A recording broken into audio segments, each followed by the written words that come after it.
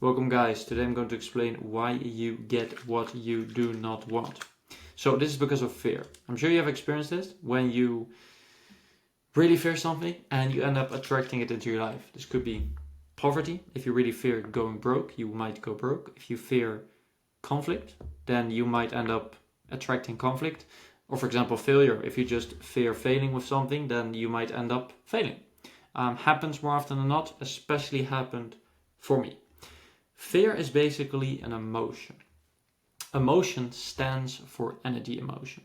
This word includes energy because everything is basically energy. But fear specifically is energy emotion. Now, energy emotion is basically the same as vibration. Vibration is an attribute of energy which basically refers to the movement of it. So let's say that you have a car. If the car, who looks very good, it looks awful, I'm sorry, it probably looks like headphones, maybe like this. If you have a car and it moves on the road, then the movement would be referred to as the vibration. Because of the law of vibration, which basically states that everything is always in a constant movement, every energy particle. Now, energy also has vibration basically has a frequency. So imagine that you still have the same car, the car is moving, the speed at which the car is moving would be referred to as the vibration. So the speed at which it is going is actually the frequency of the vibration. Does that make sense? So once again, movement, vibration, speed, frequency. That's what the energy particle things are like. Now, fear is basically a low frequency. What does this mean? And why is this a problem? Well, fear is a low frequency because if you look at the vibrational chart, which you can really easily look up online, you can see that on this scale, fear, I don't know if you can see it well here, fear is actually quite low. It's only about 100 of about 700 plus, I think even 1,000 if you look up here on the consciousness scale.